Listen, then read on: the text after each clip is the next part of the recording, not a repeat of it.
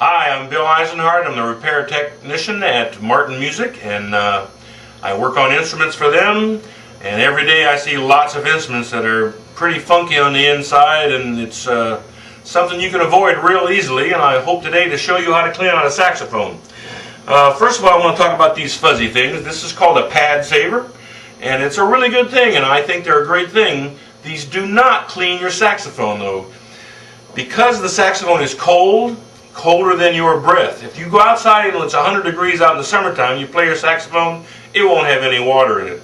It's when you're inside, either in the wintertime or in air conditioning, when the instrument is much colder, 60, 70 degrees, your breath's coming out 100 degrees, full of moisture. That hot, moist air, the moisture is going to stick to the sides of the saxophone. A small amount of saliva will go into the saxophone. I always brush my teeth before I play. We try to swallow before we play, but the moisture is going to collect in there just because your breath is so hot and full of moisture. So, the saxophone is like your silverware. It's not something you clean once a week. You clean your silverware every time you use it. You clean the saxophone every time you use it. Pads on a saxophone are made of leather. They will last 20 to 30 years if you clean them out. If you don't clean out your saxophone, which most saxophone players don't, the pads will last 3 to 5 years. Then you're looking at a $350 repad job. This pad on the bottom, the E-flat pad, the saxophone sets in a case like this. Most of the moisture runs right down to that pad. If you look at your E-flat pad and it looks black, you can see a ring around it. That means you've got excess moisture in your instrument. A lot of times on saxophones, you look at the pads and they have this green ring on them. It's a chemical reaction between the moisture, the brass, and the leather. If you open a pad, stick a business card or a piece of paper underneath it, and pull it out, and you've got this black or green ring around on the paper, that means you've got moisture damage in your saxophone. So, you need two things to clean out a saxophone. One is a swab like this. It's just a string and a weight with a handkerchief, and that's to clean out the neck and the mouthpiece. And you need another one. It's a very similar thing, except this is a little fatter. It has a piece of foam in it. It's called a body swab, and this will expand and clean out the body. Because the saxophone is so conical, very skinny up there, getting fatter all the way down, very fat at the bottom, you need two swabs. So, whenever I get done playing, depending on the temperature and how much you play the instrument, there could be just a little moisture in the neck and the mouthpiece. There could be a puddle down in the bottom here, depending on how much you play. So if you played a whole lot and it's really cold, you might just tip the saxophone over and see if something comes out. So I'm going to put the body swab in there first. The first thing I usually do is beef up the weight on them. A lot of times the manufacturers put these little wimpy weights. They're a little bit harder to get down through there. I put a piece of metal right next to the weight that's there. This is a piece of heat shrink tubing. Stick over there and heat it up so the weight's nice and heavy. So you take the body of your sax, you always go in the bell and out the neck. Every time. You always got to go backwards. Most of the water and breath water and a little bit of saliva and some food particles will be up here at the top of the saxophone.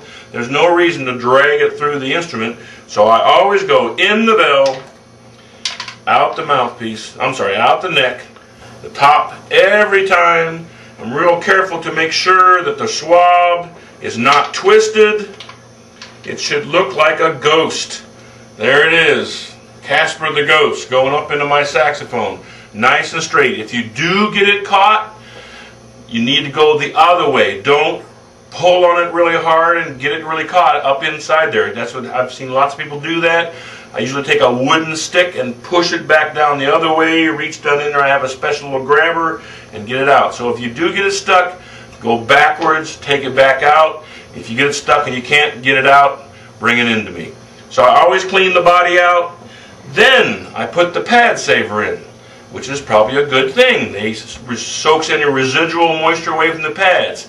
The problem is kids think these things are cleaners.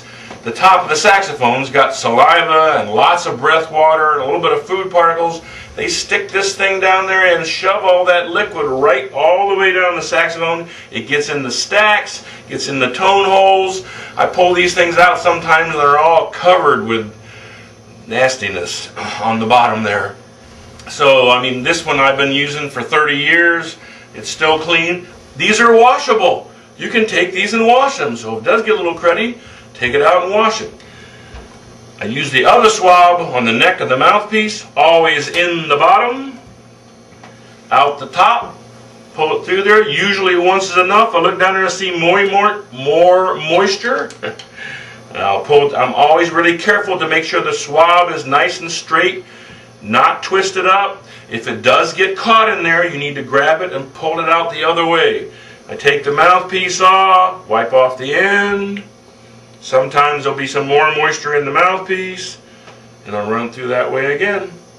I mean, I probably run through this part twice, the body one time. If I played a whole lot and it's really wet, I might run through again, wipe off the mouthpiece.